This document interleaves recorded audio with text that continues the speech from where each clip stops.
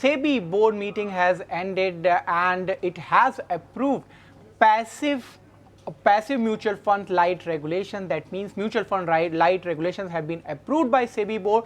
Now this was something important for those fund houses who wanted to come out with faster approval for passive mutual funds, and now SEBI approval is there for it.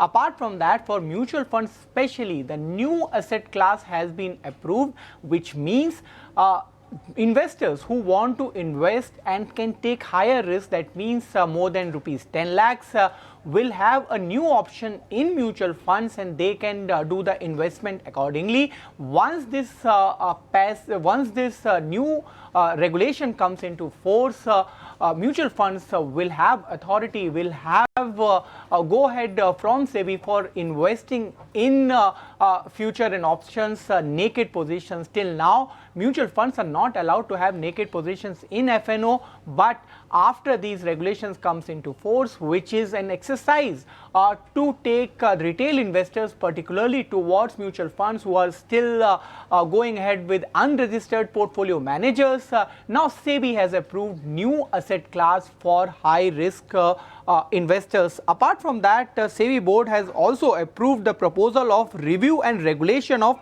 investment advisors and research analysts. Remember, there was a presentation which was given by RAs, and after that there is certain rationalization in the eligibility criteria of research analysts, so that more and more research analysts and investment advisors can be registered with SEBI, and only the authoritative persons who are registered with SEBI can give advice and can do the research analysis, and that is the base of approval of such a regulation. Apart from that, mandatory offering of UPI block mechanism for 3-in-1 trading facility, and that has been approved for qualified stock brokers. This has been done for secondary market, for primary market. Already this facility has been in place. There is also approval of expansion of the optional T+0 settlement cycle to top 500 stocks now. Now this is something which has been in works by SEBI for an year or so, and finally SEBI board has approved the proposal of mandating T+0 settlement to top 500 stock to begin with. Now we also are joined by Sunil Subramanian for further discussion on this matter. First question to you: the wide expectation was that there will be an approval for new FNO norms, but it has not come, at least in this board meeting. However, for mutual funds, there are certain regulations including insider trading, for passive mutual fund light regulation, and also new asset class. How do you see the impact of this? It should help expand the penetration of mutual funds, because what has happened is that the new asset class that has been brought about is intermediate between PMS and the regular diversified schemes. So many investors, like, because you have to put 50 lakhs minimum in one scheme in the portfolio management, this will now allow even people who have total 50 lakhs to put 10 lakhs in 5 different schemes. So what this is allowing is people who are willing to take more risk, but they don't have that much money to qualify for an AIF or a PMS, they are doing that. That's a very good thing. In fact, it should help expand the industry. I think all these regulations are favoring mutual funds, and I think SEBI's direction is to make more and more of the F&O traders and the retail equity buyers to use mutual funds as a vehicle to access the equity markets. And I think these are all more steps towards that direction. I would welcome this. Another change which is mentioned in the release is towards investment advisors and research analysts. Now new norms applicability will be there after this comes into effect. How do you think it will impact? Do you think there will be more registered investment advisors after this? Yes, I do think so, because after so many years of introducing the RIA, Registered Investment Advisor scheme, it had not really taken off. Now the RIA scheme is very good, because what it does, it aligns the interest of the advisor with the customer, because RIAs can only charge the customer for fees. They cannot take any money from mutual fund, whereas mutual fund distributors take money from the mutual fund. So SEBI has been keen to promote RIAs, because then the client's interest, the investor's interest is aligned with the advisor's interest, and ultimately the investor will choose A advisor or B advisor based on who provides the best services. So I think any relaxation in this whole RIA framework is welcome, because we should see the tribe of RIAs grow. 1,000 odd RIAs is the current level. We should be having 100,000 RIAs. So I think it's a very good move by SEBI. After testing out the RIA regulation, seeing the response, we are now relaxing it so that more people can become RIAs. And I think this is highly welcome, because otherwise the fin influencers who are currently portraying their things on the YouTube and other digital channels are misleading the investors. And SEBI has been increasingly concerned about unregistered advisors offering advice on the digital social media channels. So I think this is a very good move to bring them onto that fold. Also joined by HP Ranina to discuss further on SEBI approvals in important matters. One of them which caught my attention was insider trading norms, which has been approved in this board meeting. Mr. Ranina, did you get a chance to take a look at it, and how do you see that this will impact the investors and also the community?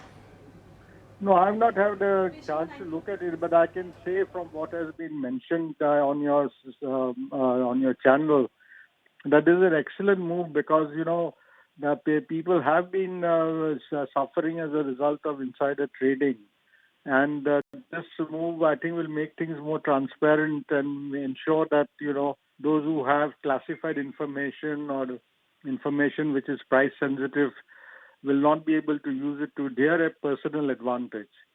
So this has always been what we have been asking for, to protect the interests of investors, the small man who doesn't have access to a lot of information. And I think this was to be expected. I think SEBI has to be congratulated for what they have done, though it has happened a little late, but never late than never. Right. Now, after these norms come into effect, what do you think as far as these norms are in place? Do you think there will be changes in the kind of cases which we have seen in mutual funds or otherwise in terms of some of the securities? Yeah, there is bound to be a change, but it all depends on how it is monitored and implemented by SEBI. You see, the rules are all there in place, but ultimately, people will still try to take some advantage or the other. And the implementation of these rules, the way they are monitored, that remains to be seen. So that will take some time to fine-tune the actual procedures and the processes. But once that is done, I think it will certainly help the common man, the investors at large.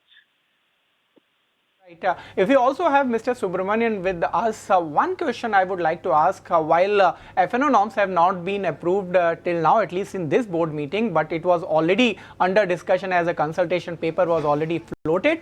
As far as these new regulations on new asset class are concerned, these mutual funds will be allowed to have naked positions in future and options, which was not allowed earlier. So what do you think is the criteria or the thinking of SEBI behind it? So the criteria of SEBI, I think what they are coming from is they are saying people are losing money in F&O options going directly, and mutual funds were earlier prevented from doing naked options. So this gap, if people have a desire and a need to do it, why not get it to do it in a regulated way by an entity which has got expertise and diversification? So I think that the ability of the fund managers to then take these naked positions in the benefit of the investors means hopefully these retail investors who want to trade will look at these schemes as an alternative option to that. And if you can get them into the regulated framework, then you can prevent them from losses. Otherwise, you've seen the data which shows that investors suffered heavily in the F&O space. So I think this is an attempt to bring them more into a regulated framework, because these fin influencers are not regulated. People are giving advice without taking a regular registration with SEBI. So once you get the investors to taste the regulated framework with mutual funds, we are also using naked options to do that. The learning curve for investors also will improve, and fund managers also ultimately at the end of the day, they have got years of experience, high qualifications, they understand the markets very well. So I think this is a long overdue thing that now SEBI has allowed, which of course there will be checks and balances in terms of how the mutual funds run it. But it's a very welcome move and I appreciate it.